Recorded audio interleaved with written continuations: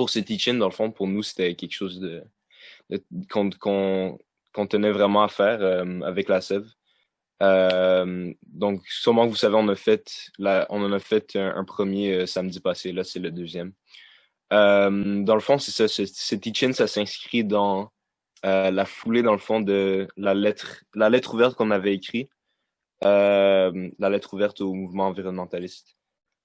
Puis, dans le fond, c'est dans cette lettre-là, on parlait de comment, dans notre expérience à nous, à Chitao, Tian, Élise et moi, Mika, c'était quoi, dans la sève, comment notre expérience avait pas été euh, en accord, disons, avec les revendications et les principes d'intersectionnalité.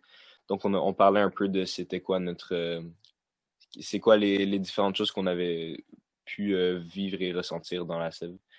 Et on a fait ça dans une perspective de pouvoir possiblement faire en sorte que le mouvement soit plus en ligne avec justement ces mêmes revendications et principes.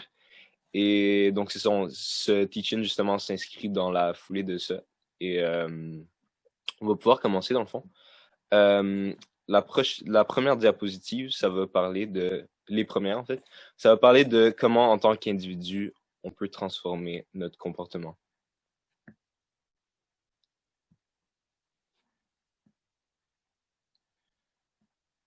Ok, donc je vais commencer par vous parler de ben, moi personnellement, mon vécu dans la selle. Euh, et aussi dans ma vie, dans la vie de tous les jours, comme à l'extérieur de la selle, comment ça a pu se manifester des formes de racisme que j'ai pu vivre. Donc, premièrement, euh, à l'intérieur de la Sève, j'ai vécu du tokenisme. Je sais pas si vous savez, mais à un moment, j'ai été porte-parole de la Sève. Et tu sais, dans le fond, il y avait les porte-paroles étaient en grande partie racisés pour donner une voix aux personnes racisées. C'était ça la perspective, je pense. Mais il y avait il y avait des choses à l'interne qui fonctionnaient pas tant pour que ça ait justement euh, vraiment amplifier cette voix et que ce soit un safe space dans le fond. Euh, Ce que je veux dire par ça, si vous savez pas c'est quoi du tokenisme, en gros, c'est le fait de euh, se donner comme c'est le fait d'utiliser une personne ou quelque chose pour donner une image externe de notre compagnie ou mouvement ou peu importe. Et mais que la situation interne se reflète pas vraiment c'est cette image, disons. Donc, c'est ça, comme c'est écrit ici, l'image extérieure reflétait pas vraiment la représentativité à l'interne de la sève, euh, comme il est écrit aussi un peu plus bas. Euh, le nombre de personnes racisées est quand même beaucoup plus bas que les personnes blanches dans la sève. Euh, Puis ça créait plusieurs dynamiques disons, de domination un peu. Qu'elle soit consciente ou non. Une autre chose qui a été suite à mon élection comme porte-parole, c'est que c'est arrivé à plusieurs reprises, dont une fois vraiment notable, qu'il y a quelqu'un qui m'a dit, genre, clairement, tu sais, que la seule raison pourquoi j'ai été élu, c'est parce que j'étais une personne racisée. Puis c'est comme, ça en soi, ça m'a, tu sais, que ça soit vrai, genre, que ça soit vrai ou pas, tu sais, comme, juste se le faire dire comme ça fait pas de temps, ça fait sentir un peu, tu sais, comme, objectifié, un peu déshumanisé. Euh, et ouais. Et aussi, on m'a fait des commentaires un peu, parfois un peu comme, que ce soit conscient ou pas, c'était un peu comme déplacé, mettons. Ça, c'est même arrivé, ça, je le voyais souvent, c'est, mettons, des membres de la SEF qui, avec moi, genre, changent leur accent comparé à, avec les autres personnes qui, tu sais, comme, je sais pas, en soi, je trouve ça très étrange. Euh, Parce que c'est comme, pourquoi avec moi tu changes d'accent pour, tu sais, je sais pas trop c'est quoi le mindset avec ça, mais tu sais, ça fait sentir un peu marginalisé, disons. Fait que c'est ça, c'est pas mal ça.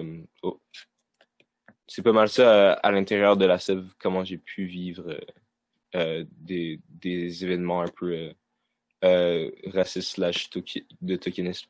Sinon, Dans la vie de tous les jours, ça m'est arrivé à plusieurs fois, comme par exemple à l'école ou au travail, de me faire confondre avec d'autres garçons noirs racisés. C'est comme au travail, on était juste deux, puis comme on arrivait quand même à notre boss arrivait quand même à nous confondre, tu sais, puis mais ça arrivait jamais aux employés blancs par contre, c'était juste nous qui se faisaient confondre. Ça m'est arrivé un conjo aussi, pareil, à l'école. Pendant 5 ans, c'est comme, il y avait juste moi et un autre garçon qui était, tu sais, on a pas mal le même profil, mais c'est comme, pendant les 5 ans, on se faisait quand même confondre par les profs. Puis, c'est comme, c'est ça, ça arrivait pas vraiment aux élèves pas racisés. Fait, c'est là, puis tu sais, ça, c'est les autres personnes, les autres, comment on dit, intervenants vont pouvoir vous en parler aussi de leur vécu de ça, mais ouais. Sinon, plusieurs reprises, différentes variations du N-word. Me faire appeler négro par des blancs, nigga. Ça m'est arrivé même sale nègre à l'école. Euh, Puis la justification, c'était que c'était ben, soit que le racisme est plus vraiment existant, puis tu sais comme c'est pas fait dans une perspective raciste, c'est fait pour être une blague, puis comme tu sais on s'entend si quelqu'un qui trouve ça drôle, il y a un problème là, tu sais c'est comme si c'est ça qui te fait rire dans la vie, ben t'as vraiment un problème là. Euh, et c'est après c'est ça. Puis dans le fond, à chaque fois que mettons si je me fâchais, je me faisais white-splain de pourquoi j'avais pas le droit de me sentir mal de ça, pourquoi j'avais pas le droit d'être indigné, puis de pourquoi c'était pas justifié, disons. C'est aussi arrivé, tu sais, on dirait que, mettons, à l'école depuis le primaire, on dirait que les professeurs sont comme forcés pour prononcer mon nom d'une façon spéciale, comme si, tu sais, genre, tu sais, il y a tous les élèves qui sont mettons, québécois de souche, on va dire. Puis, tu sais, que le prof le lit normal. Puis, tu sais, comme, quand c'est rendu à mon tour, ou ben, plusieurs autres personnes racisées que je connais, ça leur arrivé, c'est comme, on dirait que, tu sais, d'un coup, le prof se force pour faire une prononciation comme spéciale, tu sais. C'est comme, tu sais, comme, tu sais, mon nom est haïtien, là, mon nom est comme français, tu sais. Fait que c'est comme, je comprends pas d'où ça vient vraiment cette prononciation bizarre, genre pluvios, genre, en tout cas. Fait que c'est ça pour moi. Je vais passer la parole à Shitao pour ses expériences. Oui, donc je vais poursuivre sur la lancée de Mika, mais tout d'abord, j'aimerais faire la reconnaissance du territoire. On a oublié de faire ça au début, désolé. Donc, premièrement, on reconnaît qu'on est sur les terres Mohawk, Kanenkehaga non cédées et que bien que nous sommes reconnaissants et reconnaissantes de pouvoir nous réunir ici, nous reconnaissons également que notre présence découle des longs génocides contre les nations autochtones. Donc, bien que nous soyons chanceux et chanceuses de pouvoir être ici, il ne faut pas oublier d'être en solidarité avec les peuples autochtones et leurs combats. Donc, pour mon expérience personnelle, je pense que c'est beaucoup relié à la xénophobie. Donc, j'ai déjà eu des enseignants qui m'accusent de tricher. J'ai déjà eu des enseignants qui m'ont accusé d'avoir eu de l'aide extérieure pour écrire mon texte, alors que je n'ai jamais triché dans les examens. J'ai déjà eu des commentaires sur l'accent de mes parents et sur mon nom. Par exemple, quand j'étais en 5e secondaire, il y avait une secrétaire qui m'a dit que ma mère ne pouvait plus à l'école, ma mère ne pouvait plus appeler à l'école pour les avertir de mon absence parce qu'elle ne comprendrait pas l'accent avec lequel ma mère parle français. Sinon, je pense que c'est beaucoup de similarités avec Mika. Il y a beaucoup d'enseignants qui me mélangent avec mes amis asiatiques. J'ai déjà reçu des notes dans mon portail de d'autres élèves. On m'a déjà rendu des examens de d'autres élèves.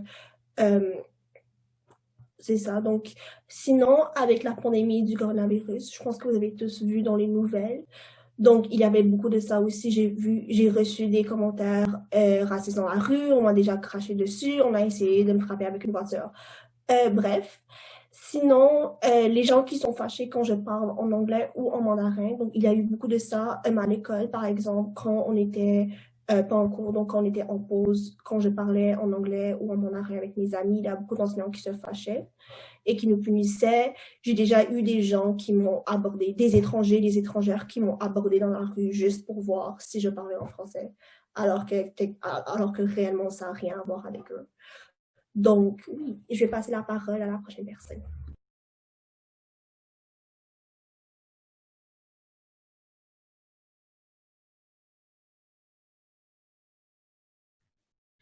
Moi, c'est Titane et j'ai parlé de mon expérience avec le racisme dans divers endroits. Donc, par exemple, moi aussi, j'ai plein de profs qui mélangent constamment moi et mes amis asiatiques et ils nous rendent toujours les tests genre des autres personnes. J'ai souvent reçu des tests qui n'étaient pas à moi. Et la même chose, genre il prononce toujours nos noms de façon genre trop bizarre. Ensuite, j'avais déjà une prof qui avait fait quelque chose de raciste, mais elle m'a ensuite gaslight en l'appelant stupide et pas raciste et que l'intention était stupide et à cause de ça, genre l'impact c'était juste quelque chose de stupide. Et elle ne s'est jamais excusée.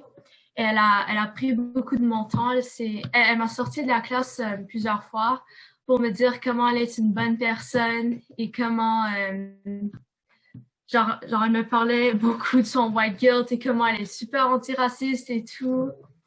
Et ensuite, elle m'a demandé d'aller effacer les preuves de son tweet raciste et d'aller à tout le monde et de les demander de l'effacer. Genre, elle voulait que je fasse son travail pour elle sans qu'elle genre parle à la classe ou elle accepte sa responsabilité. Donc ça m'est arrivé. Ensuite, j'avais mes camarades de classe à majorité blanche qui sont restés silencieux et alors complices à cette situation raciste. Ils ont trouvé une façon à victimiser la prof et ensuite me blâmer pour avoir dit quelque chose parce que là, ils commençaient à sympathiser avec la prof et soudainement, c'était devenu ma faute. Et ensuite, ouais, les microagressions. Par exemple, quand j'ai commencé mon travail, j'ai été demandé très, très souvent, je venais d'où. Genre, juste quand je rencontrais les gens qui travaillent là, genre, une des premières questions, c'était « Tu viens d'où ?» Et si j'ai répondu Québec, c'était jamais assez, j'étais jamais satisfaite avec cette réponse. Et alors, c'est une invalidation et remise en question de mon identité quand je leur répondais. Vas-y, Élise.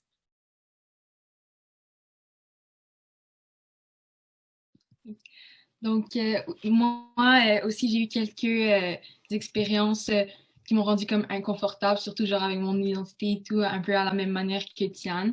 Donc, premièrement, genre, j'ai vraiment un gros syndrome d'imposteur dans des groupes à majorité blanche parce que, genre, déjà avec le fait que, genre, t'es pas autour de gens qui te ressemblent, des gens qui ont pas nécessairement les mêmes expériences que moi face à certaines situations, genre, données, genre, je me sens pas nécessairement à l'aise de me montrer comme, genre, je pense que je suis, genre, réellement.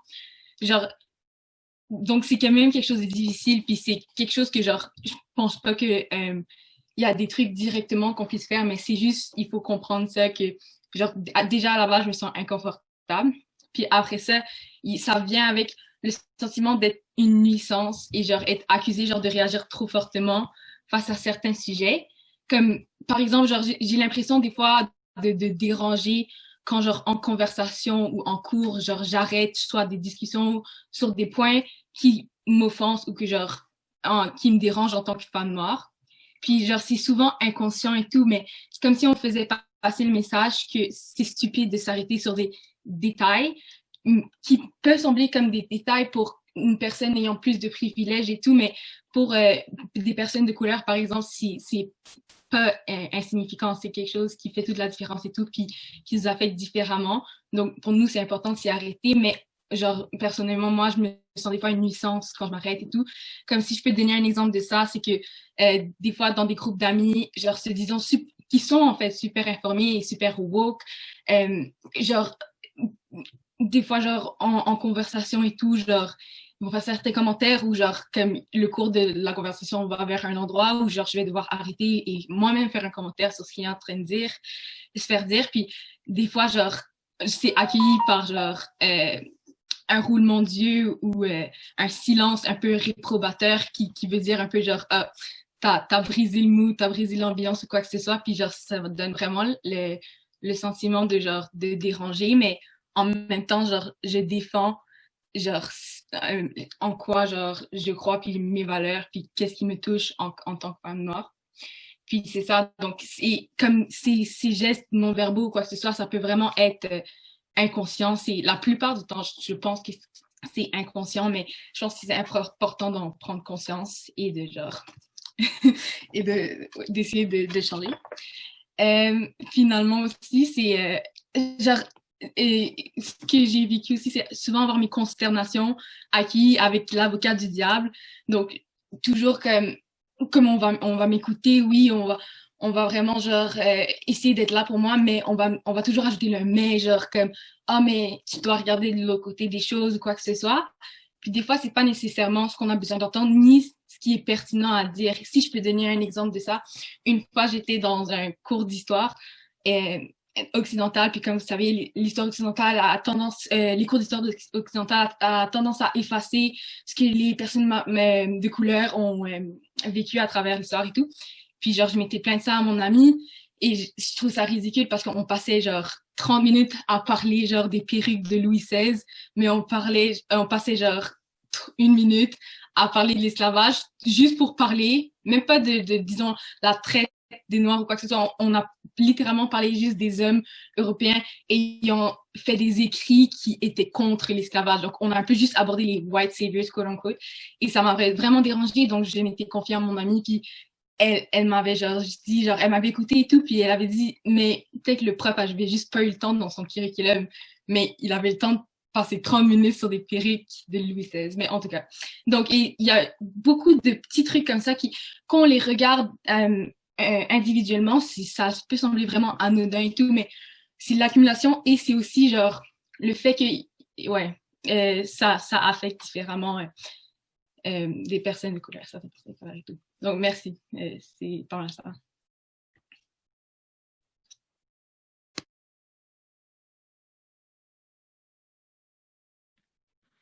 Ouais, je voulais juste ajouter à ce qu'Élise a dit. Je pense que des fois, on réalise pas à quel point des petits scénarios, des petites situations, ça peut affecter quelqu'un. Genre, spécialement si ça arrive souvent. Okay. Mika, peux-tu aller à la prochaine page?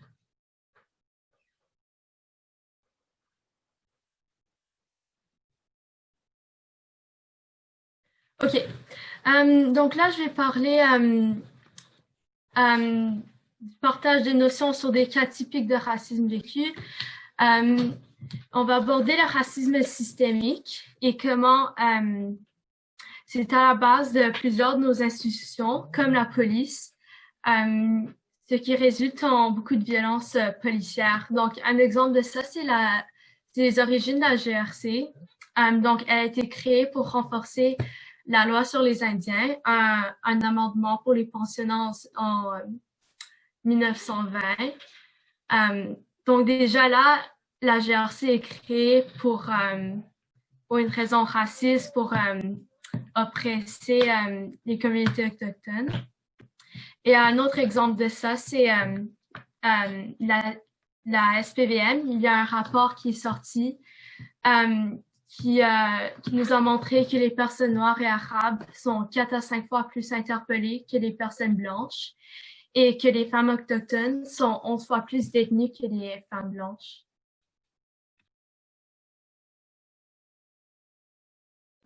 Aussi, mais je pense que l'exemple le plus visible de racisme systémique par la brutalité de la GRC, c'est à 2 reprises, donc en 2018 et en 2019.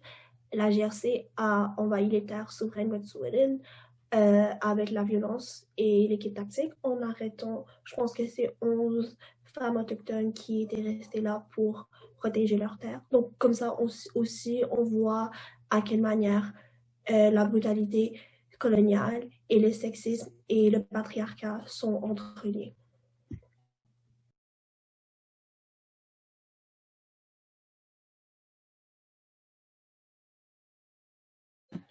Juste rapidement aussi, tu sais, comme, euh, on voit que si, on peut se dire aussi que si, comme, si c'est ça les racines de la GRC, puis qu'on voit on voit des événements genre très récents là, qui remontent à comme qui remontent à même pas 2 ans encore.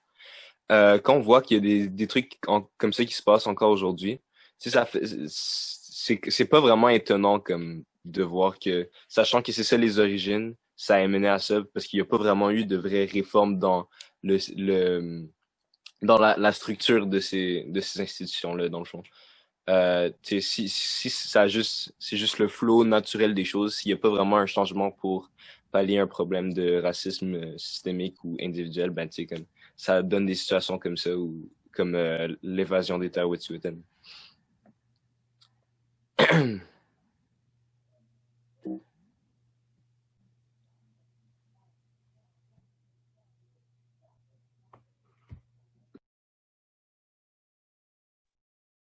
OK, ouais. Là, on va parler du racisme sur le marché du travail, ce qui est notre aspect. Donc, dans le diagramme ici, on peut voir que la population noire fait beaucoup moins que les personnes qui ne sont pas des minorités visibles.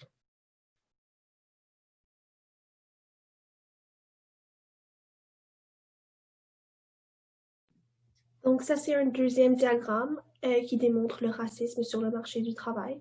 Donc, quand on voit les taux de chômage, on voit clairement que les Canadiens noirs sont beaucoup plus propices d'être victimes que les Canadiens blancs et les autres minorités visibles d'être au chômage. Donc, si on voit les chiffres, c'est vraiment disproportionné. Et je tiens aussi à rappeler que tout ce qu'on a, les statistiques, c'est les exemples qui sont rapportés. Donc, ça, c'est ce qu'on sait qui existe. Et je pense que dans les 500 dernières années de colonisation et de violence, je pense que ça laisse beaucoup à dire sur les choses qu'on ne sait pas, qui ne sont pas documentées, qui ne sont pas rapportées. Sinon, un racisme qu'on peut voir souvent, comme on l'a mentionné plus tôt, c'est le racisme à l'école. Là, l'article qui est ici, justement, ça parle une jeune fille autochtone qui dans une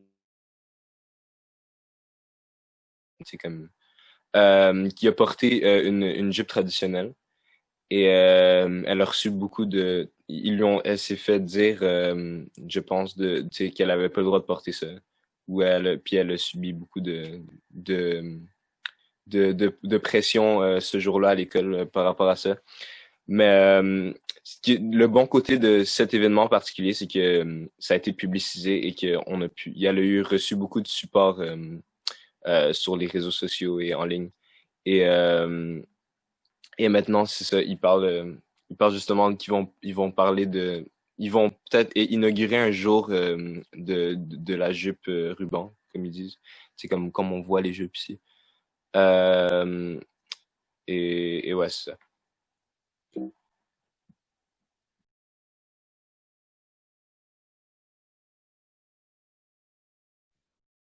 Ouais, OK. Donc, un autre exemple de racisme à l'école, c'est, on a vu à l'école secondaire Henri Bourassa, il y avait un prof qui utilisait beaucoup le N-word. Je pense qu'il faisait aussi d'autres trucs très offensants. Je me rappelle pas des détails. Mais c'est un autre exemple où on voit que l'administration a fait rien et genre ils étaient complices à ce que le professeur faisait. Et je pense que c'est important de noter la dynamique de pouvoir entre les profs blancs et les élèves de couleur parce que même dans mon cas, si jamais la prof serait fâchée contre moi, j'avais pas confiance en mon administration d'avoir mon dos. Alors, il y a aussi cet aspect-là dans les écoles.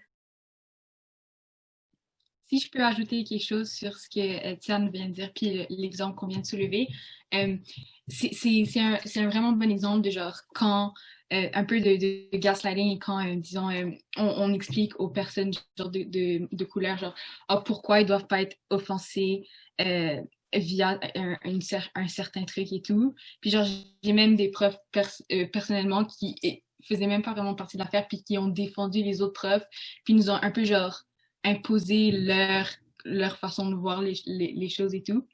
Puis je trouve que ça m'a fait vraiment me sentir mal, genre en dedans de moi avec la situation et tout. Genre, ça a juste ajouté vraiment beaucoup. Puis ça fait se sentir vraiment powerless et genre pas avoir de contrôle et tout. Puis voir que les gens font ça sans nécessairement genre penser aux autres et tout.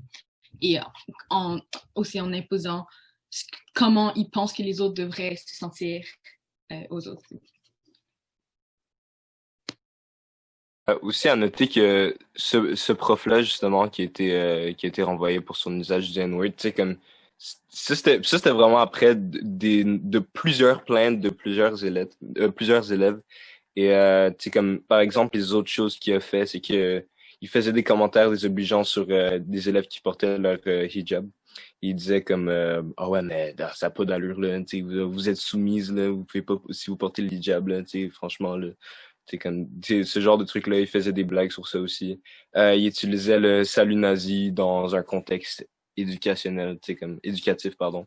Fait que tu sais, c'est genre, c'est toutes sortes de petits trucs comme ça qui, tu sais, mis ensemble, tu peux pas comme, tu peux pas vraiment les isoler parce que c'est comme, tu sais, on voit que ça crée, tu sais, ça contribue tout au personnage dans le fond. Fait que, dans ce sens-là, c'est comme, si c'est un élément isolé, tu sais, après, tu sais, comme, c'est peut-être pas conscient, mais là, c'est clairement conscient, là. C'est comme vraiment du racisme pur et dur, là.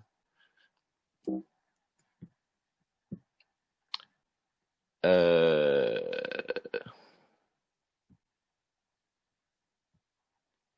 Merde. Ok.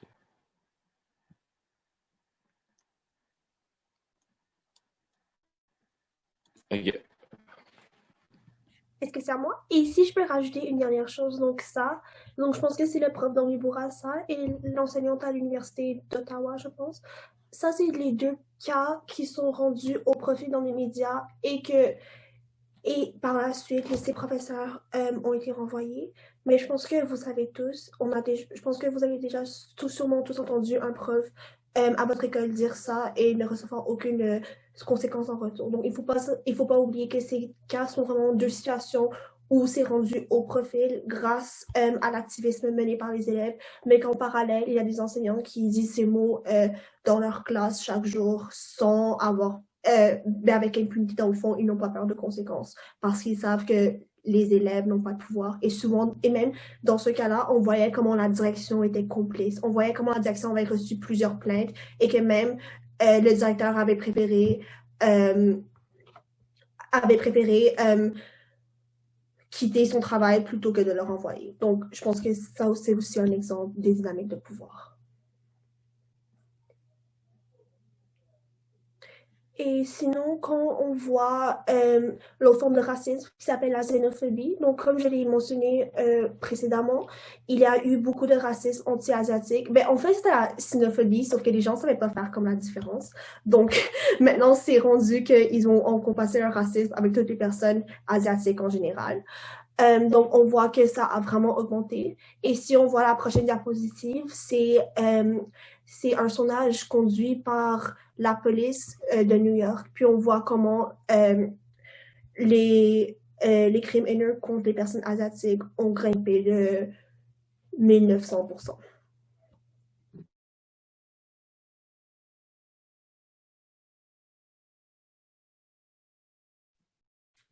D'autres formes Oh, vas-y, Mika.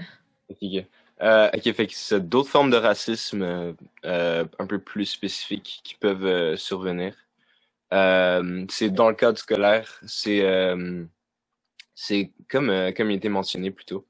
rapidement. C'est comme omettre la réalité de la réalité horrible de la colonisation, ses effets sur l'Afrique, ses effets sur les peuples autochtones en Amérique, ses effets sur l'Asie, sur tous les continents qui n'étaient pas européens dans le fond.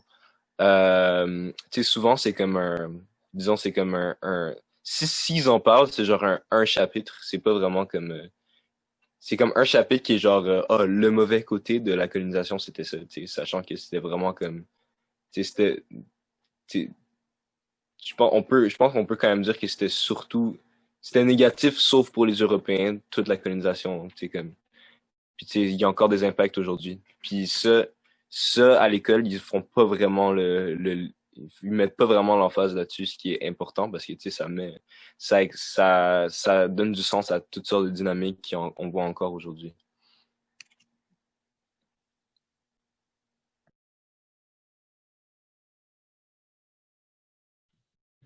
Ensuite, un autre aspect, c'est le racisme médical. Alors, on a vu ça très récemment avec Joyce Echaquan. Et on a vu comment elle était tellement maltraitée et comment les soignants étaient juste super racistes. Et alors, ils ont causé sa mort. Un autre aspect de racisme médical, c'est par exemple, il y a beaucoup de barrières pour les personnes racisées qui ne parlent pas le français. Par exemple, je pense qu'il y a genre un psychiatre au Québec qui peut parler le cantonais. Alors, il y a définitivement des barrières à l'accès aux ressources médicales. Si je peux ajouter sur ça aussi un exemple de racisme médical, c'est un peu genre la vision qu'on a genre des femmes noires, disons, à l'accouchement, genre comme souvent, comme on est vu comme plus robuste et plus forte et tout que, disons, des femmes blanches qui sont plus fragiles ou quoi que ce soit, on va avoir moins facilement accès à genre des médicaments de painkillers ou de quoi que ce soit et tout, puis ça crée vraiment une grosse discrimination. Dans le cas aussi de certaines opérations, ils vont utiliser une sorte d'appareil qui, dans le fond, va calculer la pression sanguine, mais cet appareil-là fonctionne est brouillé par la mélanine, dans le fond. Fait que, mettons, sur les personnes qui ont la peau plus foncée, les résultats vont pas être exacts. Ce qui fait que dans certains cas, si la pression sanguine n'est pas bien calculée, ça peut avoir des impacts vraiment néfastes pendant l'opération. Et qui peut potentiellement mener à la mort ou à des complications et faire rater l'opération au final. Donc, le prochain point, il y a aussi une forme de racisme, c'est le racisme dans les médias. Donc, premièrement, il y a le problème de la représentation de la diversité dans les médias que l'on consomme. Par exemple, je sais pas, je pense que c'est dans les livres pour enfants, il y a moins de 1% des personnages dans tous les livres pour enfants qui représentent les femmes représentent les femmes autochtones et juste 3 à 5% représentent des personnes noires. Et en contrepartie, les animaux sont représentés par 25% des personnages. Donc, littéralement, les personnes noires et autochtones sont moins représentées que les animaux dans les livres pour enfants. Sinon, il y a aussi la façon dont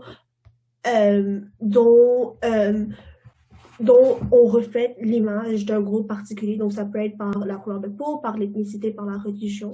Donc, si on voit, je ne sais pas, toutes les fausses informations à propos des personnes musulmanes qui vont radicaliser, si on voit tout le racisme contre les personnes noires, dans le cas de George Floyd. Et souvent, les personnes racisées, autochtones et noires, vont être décrites comme un monolithe. Donc, on va regrouper toutes les personnes ayant la même couleur de peau, par exemple, sans nuance ni contexte, et on va juger le groupe entier basé sur l'action d'une personne. Et ensuite, il y a un exemple de racisme culinaire. Donc, c'est pas vraiment un vrai... Donc, je pense pas que c'est une vraie expression, mais je l'ai juste écrit parce que j'avais vu beaucoup de cas dans les écoles, par exemple, il y a beaucoup d'enfants racisés qui vont se faire rire d'eux à cause de la nourriture qu'elles apportent, qui sont différentes de la nourriture des enfants communément blancs, ou comment, par exemple, dans les compétitions de cuisine, ils vont beaucoup dégrader la nourriture dite exotique, donc la nourriture de d'autres pays, et plus encore.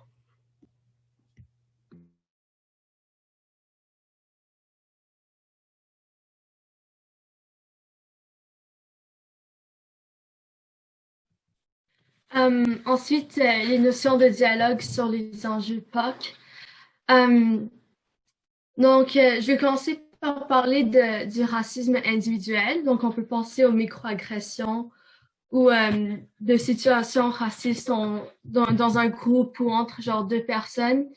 Et on les pense isolées, mais il faut penser que c'est le racisme systémique reflété sur une échelle microscopique et que les dynamiques de pouvoir et les systèmes d'oppression qui existent dans la société peuvent se reproduire en de plus petits nombres. Donc, il y a aussi le concept de préjugés versus racisme. Donc, le racisme, c'est une combinaison des préjugés et la balance de pouvoir. Et ceci est la raison pour laquelle le racisme anti-blanc n'existe pas, parce que quand on voit le système occidental, le système judiciaire, le système d'immigration, le système éducatif, tout est biaisé contre les personnes noires racisées et autochtones. Donc, c'est vraiment le racisme renforcé sur une échelle systémique, d'où la notion de pouvoir, donc le pouvoir par le système. Cela dit, les personnes racisées peuvent évidemment faire preuve de préjugés envers les personnes blanches, mais comme il n'y a pas de dynamique de pouvoir systémique, le racisme anti-blanc n'existe pas. Ce qui ne veut pas dire que les personnes racisées ne peuvent pas faire preuve de méchanceté ou de cruauté. Ça veut juste dire qu'on ne peut pas appeler cela du racisme. Ce serait plutôt des préjugés ou de la discrimination.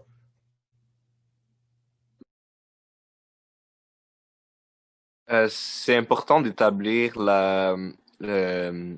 le fait que le fait que le racisme structurel ou systémique existe, ça veut pas dire que chaque personne qui existe dans la société est activement et consciemment raciste.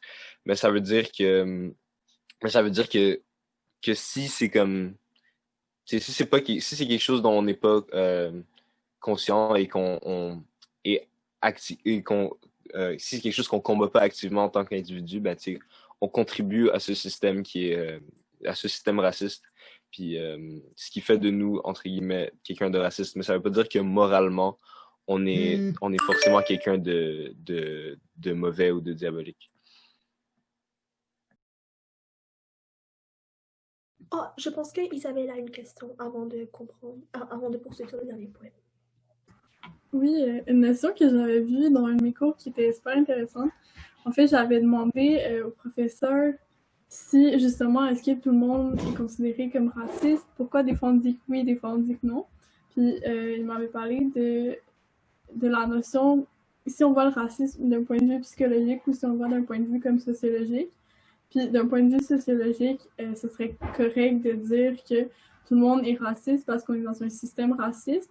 Puis qu'on peut être antiraciste puis essayer de déconstruire ce racisme-là qui est dans la société, mais que fondamentalement, à la base, puisqu'on est dans le système, on est raciste. Puis si on le voit d'un point de vue psychologique, là, on pourrait nuancer ça puis dire que c'est pas tout le monde qui est raciste.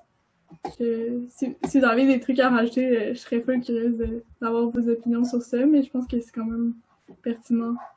Je pense que aussi, comme inévitablement, même si tu es antiraciste, tu bénéficies quand même du système par ta couleur de peau. Je pense que c'est la même chose pour tous les systèmes d'oppression. Donc, par exemple, si tu es un homme cis, et même si tu es antisexiste, même si tu es féministe, même si tu es un très bon allié, inévitablement, tu vas bénéficier du système sexiste. Ce qui ne fait pas de... Donc, dans le fond, ce n'est pas un jugement de ta propre moralité, ce n'est pas un jugement de toi en tant qu'individu, en tant que personne. Ça veut juste dire que nous faisons tous et toutes partie du système. Donc, je pense que ta prof a vraiment bien expliqué ce point.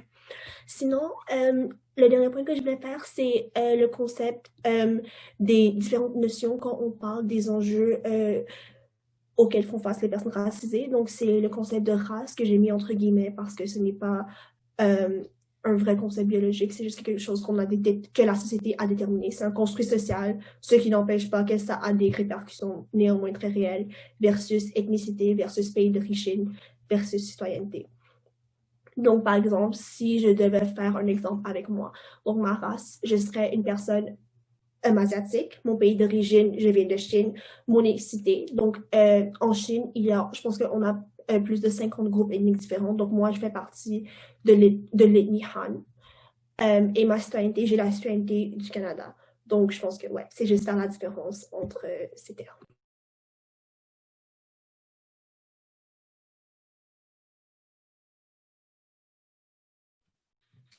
OK. Donc, à la suite, quand une amie se confie sur le racisme, c'est super important de l'écouter, vraiment de le la croire. Genre de pas questionner si genre ils ont mal compris ou ils ont mal pris, d'être là pour leur supporter surtout et de pas rendre la discussion à propos de tes de tes émotions et de genre de ta perspective vraiment de bien écouter. Léo, tu avais une question en fait? Ouais, désolé, j'ai amené mon point un peu trop tard, mais c'était sur le point de tantôt, en fait, qu'on dit un groupe ethnique. Un groupe ethnique, est-ce que ça partage des traits culturels communs ou est-ce qu'il y a une question généalogique dans le groupe ethnique ou c'est vraiment des traits culturels communs qui qualifient un groupe ethnique? Je pense qu'il y a des définitions plus scientifiques et comme il y a aussi un sens de famille qui est différent. Mais j'imagine que scientifiquement, quand on regarde la définition ethnicité, c'est les personnes qui partagent la même culture et la même langue. Okay. Mais je pense que c'est sûr que de nos jours, comme on peut généraliser ça avec les personnes auxquelles on se sent proche. Par exemple, je sais pas, par exemple, moi, avec les autres personnes chinoises, même si elles ne sont pas issues de l'ethnie Han, on peut dire qu'on partage la même ethnicité. Genre. Et le prochain point, oui, actions concrètes versus les actions performatives. Donc, je pense que souvent, quand il y a l'enjeu de racisme qui est abordé, il va beaucoup aborder des personnes qui vont se sentir défensives, qui vont, entre guillemets, chercher à tout faire pour prouver qu'elles ne sont pas racistes. Mais comme on l'a mentionné au précédent, la notion de racisme n'est pas un jugement de ta propre moralité individuelle. Donc, ce n'est pas un jugement de toi en tant qu'individu et que pour être activement un antiraciste, il faut sortir de cette mentalité d'action performative, donc dans le fond de performer pour convaincre les autres qu'on n'est pas raciste. Donc, des exemples d'actions concrètes qu'on peut faire, c'est des actions qui vont vraiment concrètement aider la communauté touchée en question. Donc, par exemple, participer aux manifestations, faire des dons. Et des actions performatives, c'est plus des actions que tu vas faire pour que les autres perçoivent que tu es, entre guillemets, un bon allié. Donc, par exemple, quand il y a eu les manifestations de Black Lives Matter, il y a beaucoup de personnes dont la seule action, c'est d'avoir mis comme un carré noir sur Instagram. Et je pense que c'est sûr que... mais on a parlé de ça la semaine passée, puis on avait dit que c'est sûr qu'il y avait des bonnes intentions là-dedans, sauf que ce faisant, elles ont inondé le hashtag avec les carrés noirs. Puis Instagram voyait ça comme une erreur. Donc, ils ont commencé à supprimer des posts qui partageaient des informations pertinentes sur les manifestations. Donc, je pense que c'est vraiment important de consulter la communauté en question ou de consulter les organismes qui travaillent sur le terrain afin de savoir ce qu'on peut faire pour concrètement aider la communauté en question.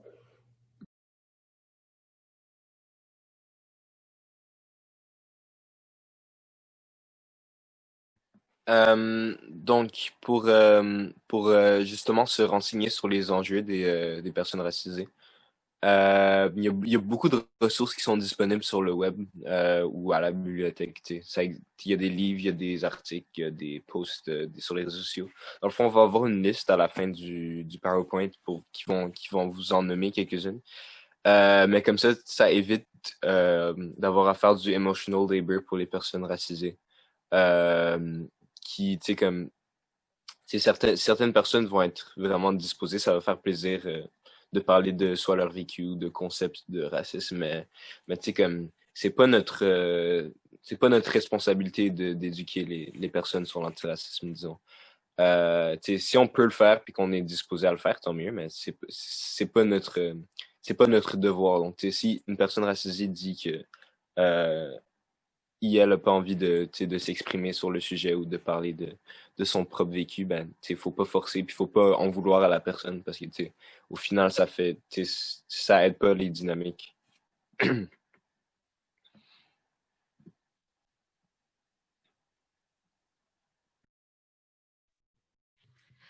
Ouais, donc c'est ça. On vous donne ces ressources pour que vous puissiez entamer le changement avec soi-même.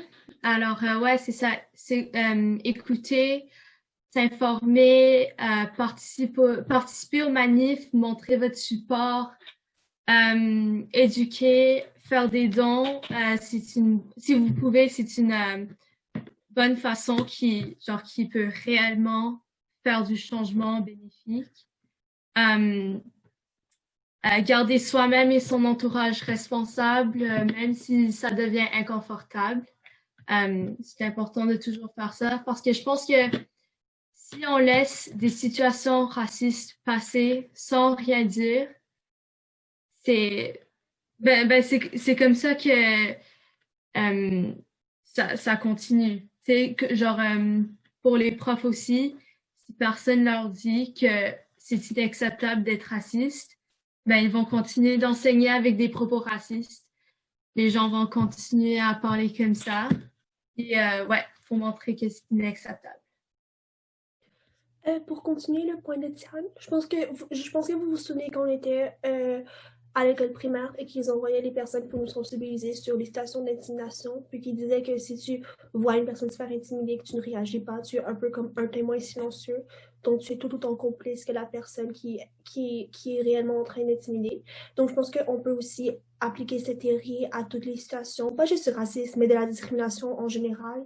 Donc c'est vraiment si tu es en position de pouvoir dire quelque chose et de venir à la défense de la personne contre laquelle on discrimine, je pense que c'est à tous et à toutes notre devoir et notre responsabilité de le faire parce que sinon on se rend complice avec les systèmes de pression. Et le dernier concept, c'est celui des intentions versus celui des impacts. Donc je pense que comme avec l'exemple des carrés noirs, donc on a beaucoup de bonnes intentions, on peut même être raciste sans le vouloir. Donc on peut avoir dit quelque chose de raciste sans vouloir être raciste. Et je pense que dans beaucoup de situations, il y a des personnes qui vont dire ah, mais c'était pas mon intention, ou comme ah non, mais je voulais pas le dire comme ça, je l'ai dit à bon escient.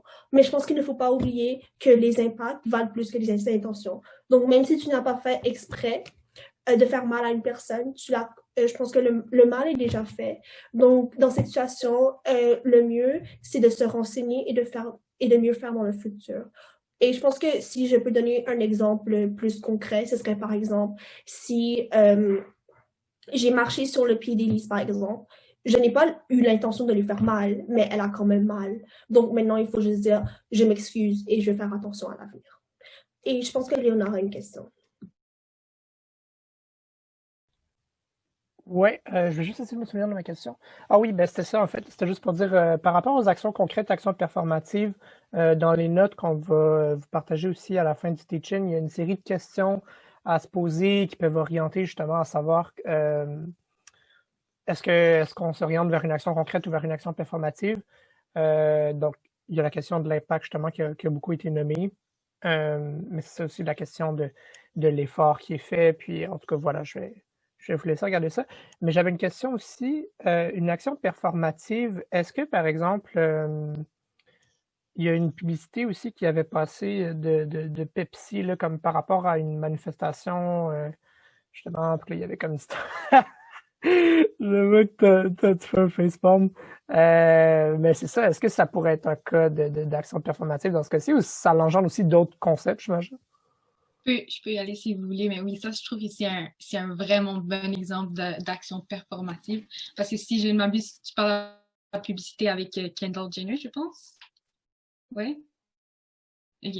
Ouais. Donc, c'est ça. Et genre, disons les Kardashians ou quoi que ce soit, c'est jamais des personnes qui ont vraiment été très impliquées dans la lutte, genre de Black Lives Matter ou quoi que ce soit. Puis genre, soudainement, ils font une publicité avec une manifestation, puis genre comme en plus ça va genre comme ils vont comme un peu genre socialiser avec la police ou quoi que ce soit. Donc c'est vraiment, je trouve que c'est un vraiment bon exemple d'action performative. Et si je peux continuer sur la lancée d'Élise, je pense que le concept de commercialiser ou de capitaliser sur les luttes des personnes issues des minorités pour vendre des produits, ça va toujours être considéré comme performatif. Donc, par exemple, je sais que quand on arrive en juin pour le mois de la fierté, genre for Pride, il va beaucoup avoir de compagnies qui vont faire genre, ah oui, comme nous, on supporte la communauté LGBTQ+, on vend des chandails avec des arcs-en-ciel. Et bien que ce soit vraiment excellent d'encourager les personnes LGBTQ+, comme ça, je pense que quand on voit les records de ces compagnies, par exemple, il y a, je sais pas, McDo, ou je pense que c'est Chick-fil-A qui donne à leur campagne de Trump, qui discrimine contre les personnes LGBTQ+. Donc, je pense qu'il y a aussi le facteur monétaire, donc la notion de commercialiser ou de capitaliser sur les luttes des personnes minoritaires pour vendre ses propres produits. Et je pense que ça, pour les grandes compagnies, ça va toujours être vraiment, vraiment problématique.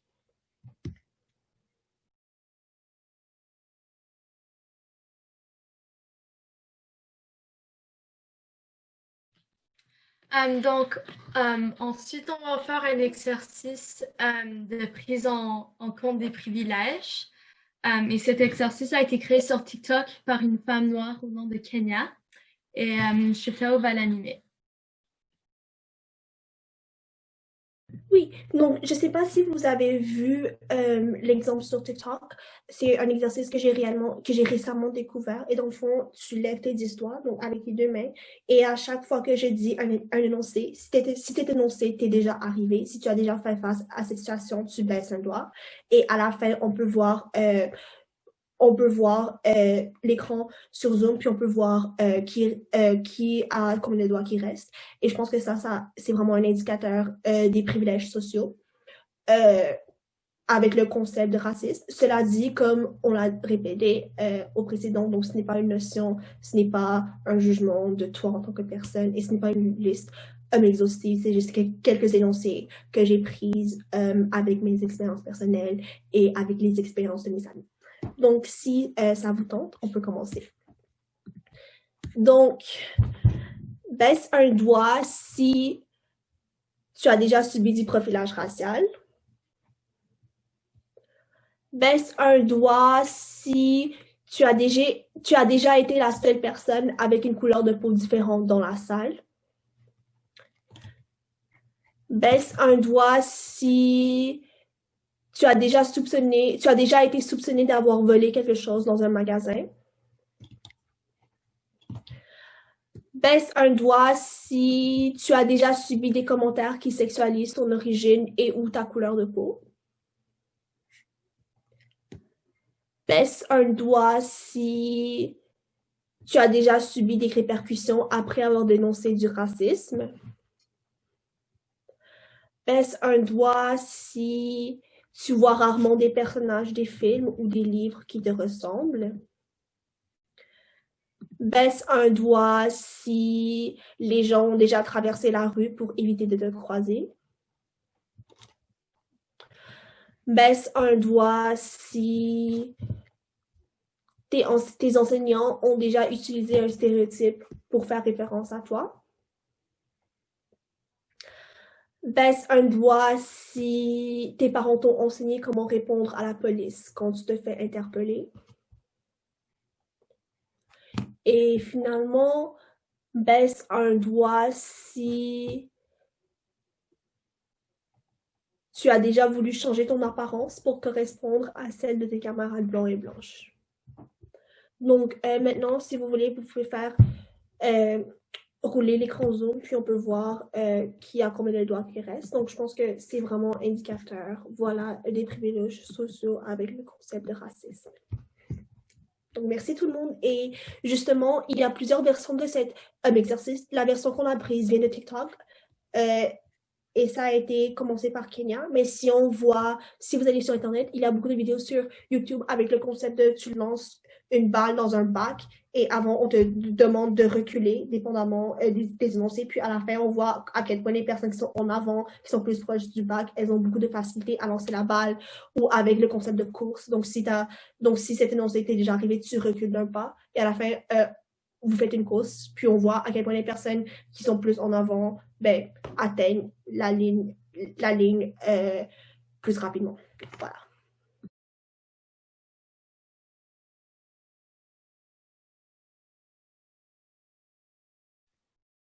Ouais, là, on va prendre une petite pause. Je pense qu'on peut commencer. Je crois qu'il y a presque tout le monde ici.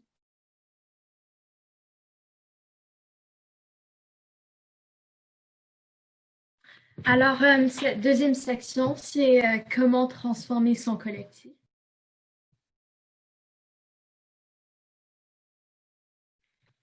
Alors, voici des pistes de solutions concrètes. La première, c'est être à l'écoute des voix POC et rémunérer les invités POC. Alors, je pense que ce qu'on est en train de faire en ce moment, c'est un bon exemple. C'est un pas dans la bonne direction. Donc, oui, c'est ça. Vraiment d'être à l'écoute et prioriser les points de vue et des perspectives des voix POC. Et aussi parce que les personnes marginalisées, c'est surtout eux qui, et les personnes du Sud global, c'est surtout eux qui vont faire face aux conséquences les plus sévères du changement climatique. Alors, comme mouvement qui se combat contre le changement climatique, c'est ça, faut être à l'écoute de ces voix-là. Donc voilà, en concordance avec ça, on a aussi donc s'informer sur les enjeux auxquels font face les communautés noires autochtones racisées, publier des positions de support antiracistes, anticapitalistes, etc. Cela dit, donc voilà, pour combiner combiner l'externe avec l'interne, c'est vraiment important quand on publie les positions de support, de s'efforcer également à éradiquer les systèmes de dynamique de pouvoir à l'intérieur du mouvement. Donc voilà, ça c'est aussi un exemple de comment on peut faire comment on peut rendre une action qui a l'apparence performative. Donc quand on publie des positions de support, ça peut sembler performatif, mais pour que ce soit réel, il ne faut pas non plus oublier de travailler concrètement pour arriver à ses fins à l'interne autant qu'à l'externe. Si je peux juste revenir rapidement sur le point de rémunérer les invités POC, c'est pas dans certains cas, c'est pas besoin de prendre pour acquis que les personnes veulent être rémunérées, mais ça peut être apprécié de demander, de proposer ça si on est dans une position où on peut financer ce genre de trucs. Mais c'est ça, pas forcément prendre pour acquis que la personne veut absolument être rémunérée là, mais ça peut être, dans certains cas, ça peut être bien. Sinon, c'est important aussi c'est important, je veux dire, ça peut être une solution adéquate d'inciter les gens, notre public de lutte environnementale, à participer aux manifs qui touchent directement les enjeux des personnes racisées. Que ce soit des manifestations contre le racisme systémique ou la brutalité policière ou la faim dans le monde ou la xénophobie. C'est des qui touchent pas directement juste la pollution, disons, mais que ça soit des enjeux plus de justice sociale, disons. Justement, si on veut promouvoir une intersectionnalité, c'est important d'avoir une énergie qui justement qui alimente ça justement, comme pas juste exact, c'est pas juste se limiter à parler de de changement climatique. Je pense que Léonard a une question. C'est caduque finalement.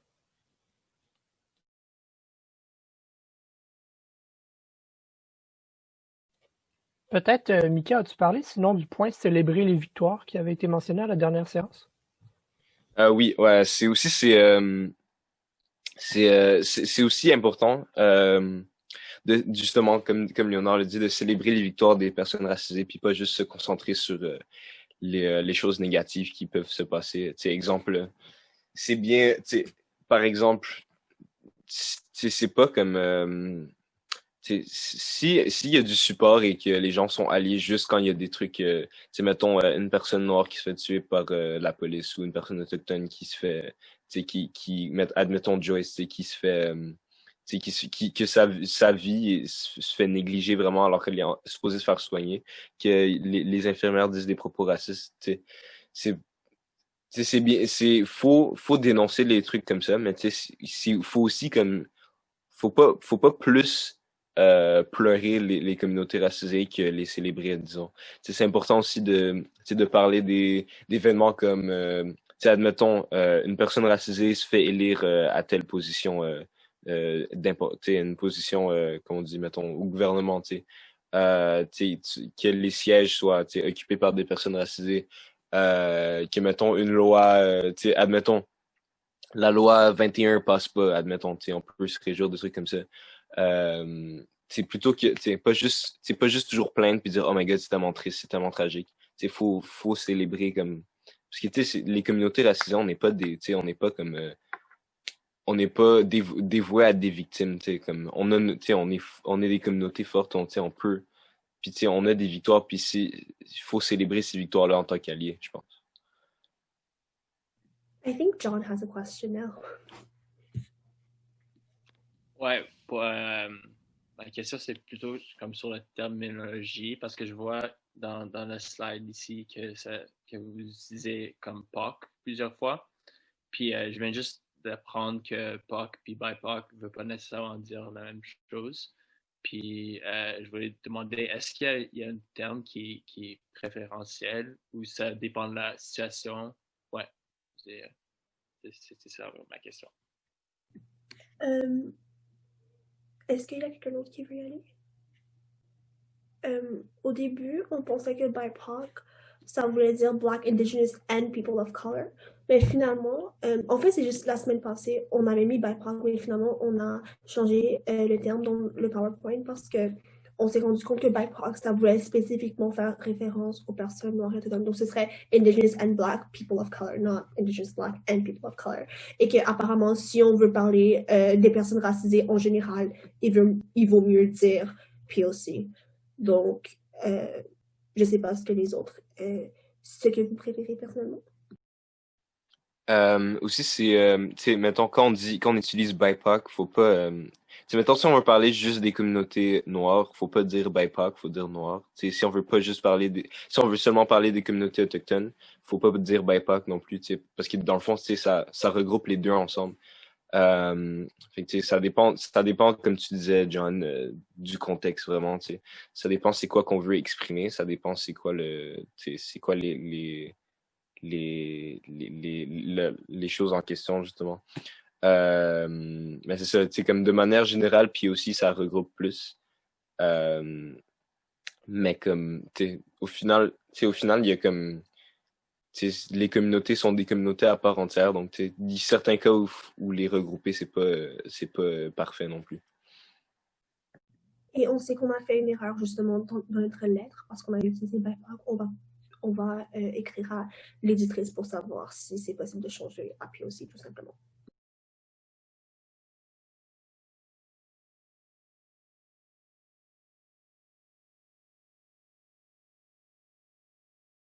Sinon, aussi, c'est important, c'est justement ça va un peu avec ce qu'on disait juste avant, mais être en solidarité, que ça soit à travers des posts Instagram, genre juste. Mais faut pas que ça se limite à des posts Instagram parce que ça, justement, c'est, comme on disait plus tôt, c'est performatif, mais tu sais, comme, organiser, organiser des manifestations avec des groupes de justice sociale ou comme puis que ça soit pas comme une relation juste qui est comme nous en tant que groupe de la Sève, on vous donne un spotlight pendant cette manif là. Faut que ce soit dans une perspective que les deux ont à gagner de s'allier pour un événement ou une manif, comme je disais justement. Puis c'est ça, c'est comme ça va avec ce qu'on disait avant, c'était célébrer même si c'est genre, nous on a un groupe de la justice climatique, il faut quand même célébrer les trucs de justice sociale si on veut être solidaire aux communautés racisées.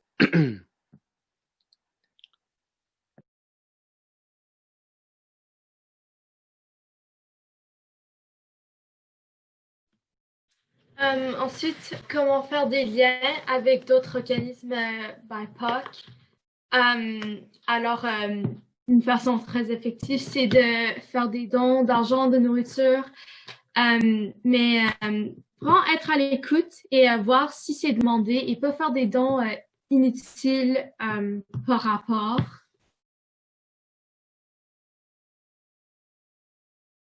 Il y a aussi, par exemple, collaborer pour les manifestations, sans toutefois monopoliser l'action. Ça, c'est vraiment très important.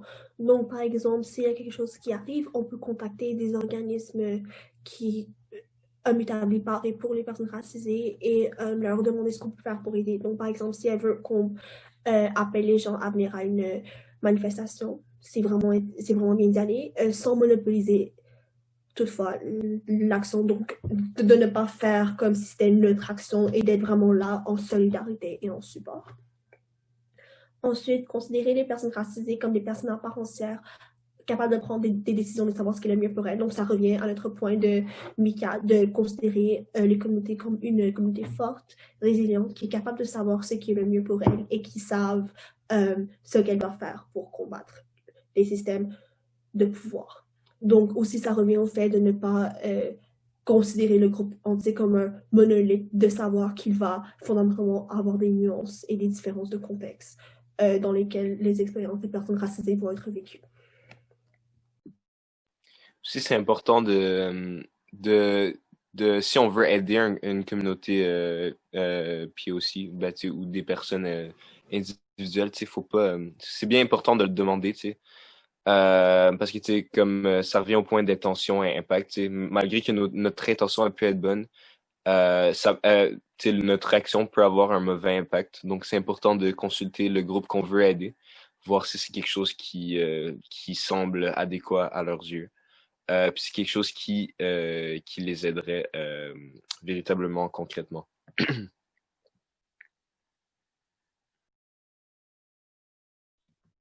Et quelques organismes qui collaborent avec les groupes de justice climatique. On a déjà fait des actions avec Debout pour la dignité, Solidarité sans frontières, Racial Justice Collective.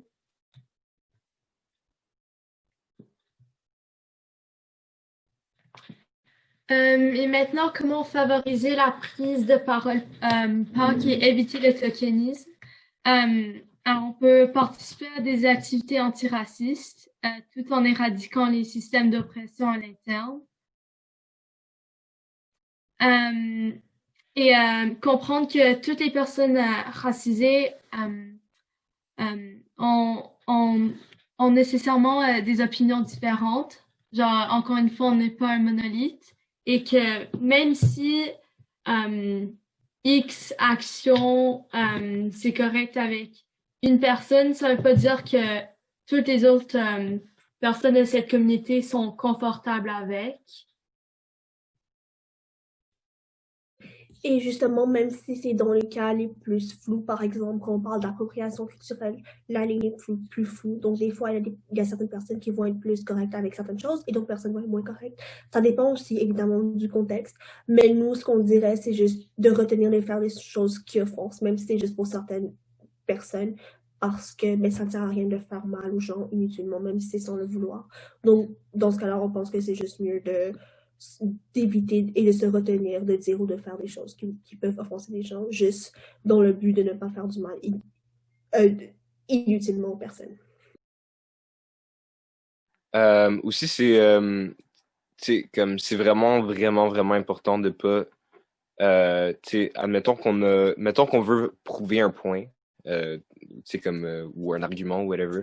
Faut pas utiliser, puis si c'est dans justement dans le cadre d'un débat, le racisme ou peu importe. C'est vraiment important de pas prendre l'opinion d'une seule personne puis d'utiliser ça comme pour défendre notre argument, parce que ça revient à faire du tokenisme, justement. Parce que, justement, comme c'est dit plus tôt, c'est pas chaque personne racisée qui a la même opinion sur chaque enjeu. Si quelqu'un est pas confortable ou est contre ou est blessé par quelque chose, faut prendre ça en compte, plutôt que la personne pour qui ça dérange pas forcément. Pour vous donner un exemple, ça c'est des trucs qui arrivent souvent aux personnes racisées pour elles, mais moi à l'école, ça m'est arrivé. Il y a un garçon blanc qui comprenait pas pourquoi je voulais pas. Il était genre pourquoi tu me laisses pas t'appeler les N-word, pour moi c'est gentil, c'est comme pour dire t'es mon ami ou whatever. Moi j'étais comme ok, mais moi j'ai pas envie que tu m'appelles comme ça parce que c'est un mot qui est lourd de sens, whatever. J'ai pas envie que tu m'appelles comme ça. Donc là il est allé voir une autre fille noire qui, elle, ça lui dérangeait pas. Il lui a demandé, est-ce que ça te dérange que j'utilise? Elle a dit non. Fait que là, il est venu, puis il a utilisé un word pour m'appeler, tu sais. Ça, c'est un exemple de situation à ne pas faire. Parce que c'est juste comme, c'est vraiment utiliser l'opinion d'une personne extérieure à la conversation à ce moment-là. C'est juste pour prouver ton point, puis pour pouvoir te justifier à faire ce que tu as envie de faire. C'est vraiment dans ce cas-là, c'était vraiment pour l'intérêt vraiment individuel de la personne, tu sais.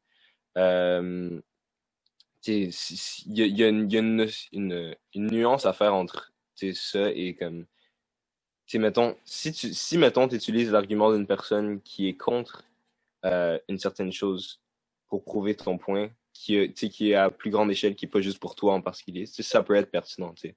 Mettons, exemple, deux personnes blanches qui parlent ensemble, une personne qui comprend pas pourquoi il faut pas utiliser un N-word, une personne, puis l'autre personne qui dit ouais, mais tu sais, il y a des personnes racisées, par exemple mon ami qui trouve que c'est pas, qu'il faut pas faire ça, donc tu sais, pour pas blesser les gens, vaut mieux pas faire ça. Ça revient à ce que Chitao disait plus tôt, mais mais ouais.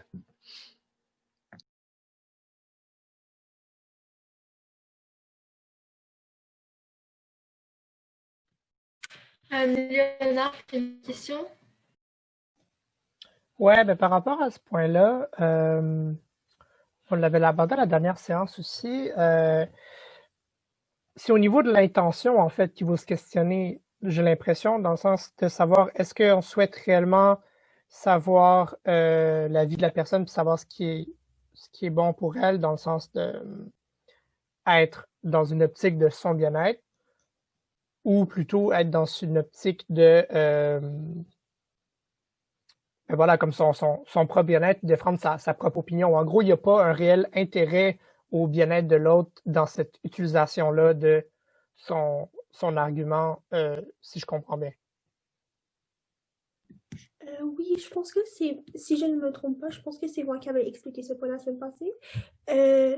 Puis oui, je pense que c'est vraiment juste comme, est-ce que par exemple, si tu demandes l'opinion d'une personne racisée sur ce qui se passe, par exemple, un événement courant, est-ce que tu veux savoir son opinion parce que tu te préoccupes d'elle et que tu veux vraiment avoir une conversation constructive sur ce qui se passe, ou est-ce que tu veux juste utiliser son argument pour prouver ton opinion dans les grandes lignes? Donc je pense que c'est la distinction entre je te demande ton opinion parce que je veux vraiment savoir et avoir une conversation avec toi versus je te demande toute ton opinion juste pour que je puisse contredire les autres personnes racisées qui disent différemment.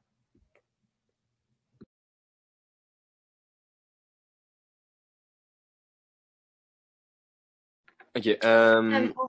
Oh, vas-y. Ok. Donc, enfin, se concentrer sur la solidarité plutôt que de prouver son antiracisme. Et c'est ça, je pense, genre, moi, ce qui nuit, c'est quand les gens prennent mon temps pour se prouver antiraciste. Je trouve que c'est, genre ça aide pas beaucoup, ça avance pas. Ouais.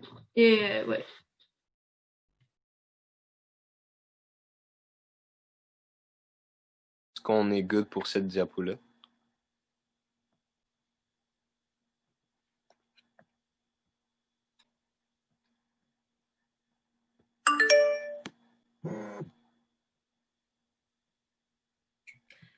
Ensuite, comment réceptionner les dénonciations de racisme et de discrimination? Premièrement, ouais, bien écouter. Ne pas se mettre sur la défensive et chercher à prouver à tout prix qu'il n'y a pas de racisme. Encore une fois, c'est de vraiment croire la personne.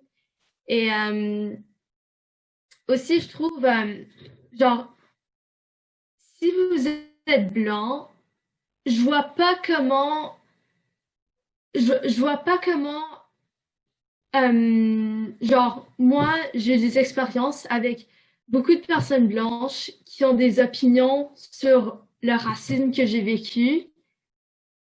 Et, genre, je trouve, si tu peux même pas vraiment passer vers à travers cette expérience, genre, comment tu peux, genre, ils peuvent pas te comprendre, mais ils ont quand même des jugements et des opinions face à moi et comment je gère ça. Euh, et donc ouais, vraiment croire les personnes racisées et bien les écouter quand ils dénoncent le racisme. Il y a aussi ça, ne pas se mettre sur la défensive et chercher à prouver à tout prix qu'il n'y a pas de racisme, croire les personnes racisées. On peut, comme par exemple, en tant que mouvement, avoir une discussion à l'interne pour établir des mesures et des systèmes de support pour les personnes racisées. Donc, je sais que là, ça a déjà eu un groupe de support et comme tout le travail qu'eux font, c'est vraiment incroyable. On peut faire une introspective à la fois collective et individuelle. Donc, de faire, premièrement, qu'est-ce qu'on peut faire en tant que mouvement pour éradiquer les systèmes de pression à l'interne et en même temps, qu'est-ce que je peux faire moi, personnellement, dans la vie de tous les jours pour être un allié actif.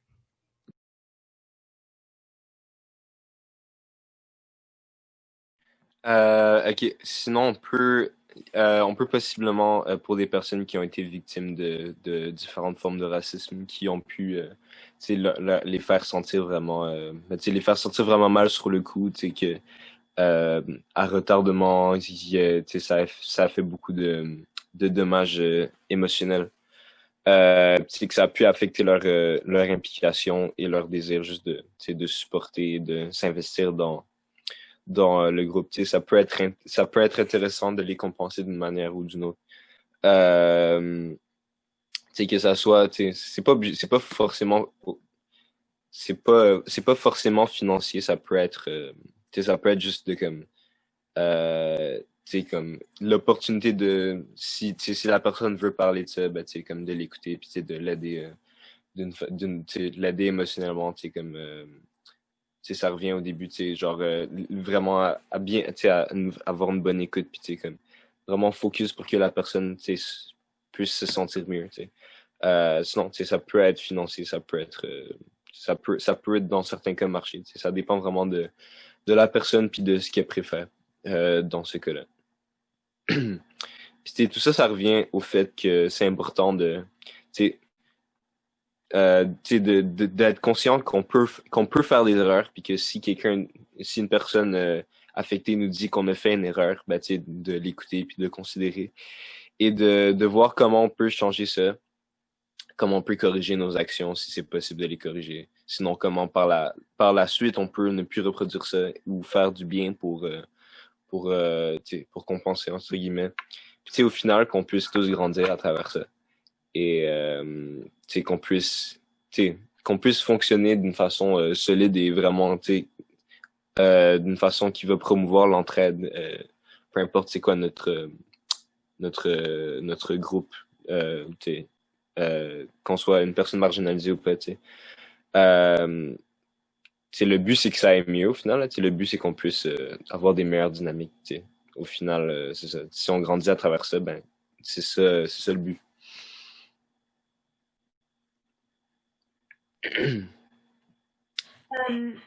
Enfin, on a compilé une liste de ressources. pour qu'on puisse s'éduquer sur l'antiracisme. Je pense qu'il y a un doc avec on a des comptes Instagram, des comptes Facebook, des livres, des articles. Est-ce que quelqu'un peut partager le doc dans le chat? Je sais pas si c'est déjà fait ou si on veut le partager d'une autre façon. Ouais, ben si je peux spécifier, en fait, c'est ça l'idée de cette partie-là, c'est de partager différentes ressources. Donc, on invite comme tout le monde à des ressources personnelles sur ces enjeux-là à les partager, que ce soit sous forme de livres, de podcasts, de quoi que ce soit. Mais c'est ça, on a recueilli certaines ressources déjà de la dernière séance. Puis, fait qu'on vous invite à mettre une étoile dans le chat si vous avez des trucs que vous voulez recommander comme lecture ou autre. Puis, je vais aller chercher le document en question, puis je vais le mettre à la fin de la séance. Mais déjà, si vous voulez écrire dans le chat aussi vos ressources ou autres, ça peut être de cette façon-là aussi.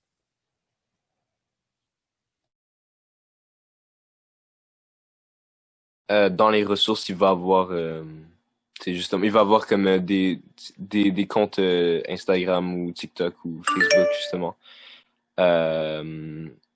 Donc ouais, c'est ça. Maintenant, on peut partager. Si vous avez des recommandations de livres ou d'articles, whatever, feel free de les partager.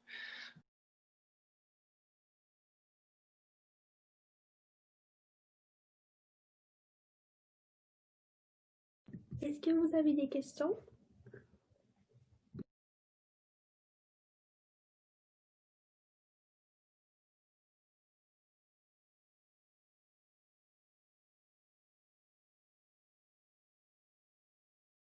J'ai juste pas compris comment on partage les ressources. Excusez, j'ai comme besoin de 2 secondes. Puis est-ce qu'on les met directement dans le Google?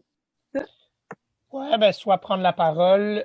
Non, pas sur Google, plus les écrire dans le chat, on va les rajouter par la suite. Mais sinon, si tu veux prendre la parole maintenant puis les partager, tu peux le faire. Ben, moi sur Instagram, il y a un compte que j'aime beaucoup qui s'appelle No White Savior, puis qui parle du complexe de White Savior, mais juste de plein d'enjeux, puis qui est full pertinent, puis éducatif, puis qui est l'idée par des femmes noires en Afrique, fait que ça donne un point de vue aussi qui est pas juste occidentaux-centriste. Fait que si jamais ça vous tente, c'est ça. Je peux l'écrire dans le chat aussi pour qu'on se rappelle du nom. Ouais, ce serait bien. Moi, si jamais vous voulez vous renseigner sur l'histoire des Noirs au Canada, parce que tu sais souvent la majorité des livres c'est plus sur aux États-Unis, mais tu sais ce livre-là qui s'appelle Noirs sous surveillance de Robin Maynard, c'est vraiment intéressant. Ça donne une perspective un peu plus justement canadienne, disons, sur l'esclavage, sur tout ce qui s'est passé ici et qui a fini par mener aujourd'hui. Puis tu sais, c'est un livre que Angela Davis, comment dire, a co-sign entre guillemets. Fait que c'est vraiment une bonne lecture. C'est très en détail aussi, mais c'est pas trop long aussi. C'est comme c'est genre 450 pages ish. Puis c'est vraiment intéressant. Si jamais ça vous tente, je vais l'écrire dans le chat. Puis ça doit être trouvable dans pas mal toutes les librairies, si jamais ça vous intéresse.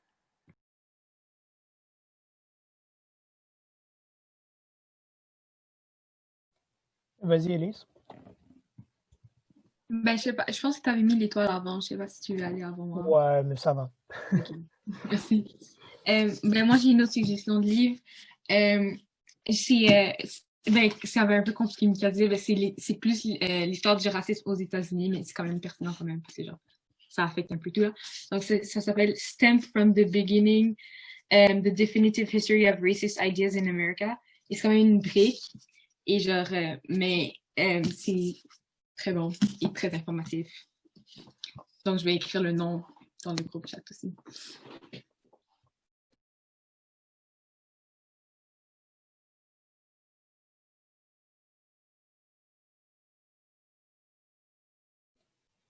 Si tu veux partager, Isabelle, au moins tu veux le rester dans le chat. Mais un podcast vraiment rapide à écouter qui s'appelle Lutte pour le territoire, voix de femmes en résistance. C'est plus sur les enjeux autochtones puis féministes. Puis c'est un petit podcast, c'est comme 10 minutes chaque épisode. Puis il y a même du contenu musical, c'est vraiment pertinent. Puis c'est des femmes qui viennent autant de communautés autochtones d'ici qu'au Guatemala, au Brésil, puis je pense en Afrique du Sud aussi. Fait que ça s'écoute super bien. Puis pour le reste, je vous laisse les noter aussi.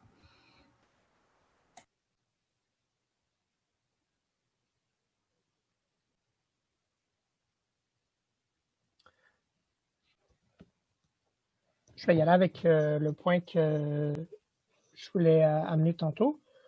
Non, c'est ça. Ben, moi, la ressource que je voulais partager,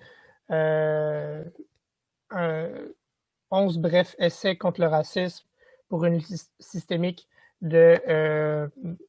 ben, en fait, c'est un collectif, là, donc je ne vais pas nommer tous les auteurs, autrices.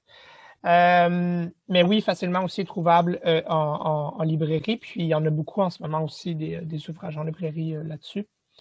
Sinon aussi, dans le document des notes compilées, il y a un lien qui est en fait une série de ressources, plus en anglais, sur des ressources sur l'antiracisme pour des personnes blanches. Un des documents qui, je trouve, a été super informatif. C'est un document qui explique en plein de points, justement, différentes variantes du privilège blanc. Et ben voilà, c'est très informatif, en gros, pour comprendre ce qu'est ce privilège-là, comment ça s'opère. Voilà.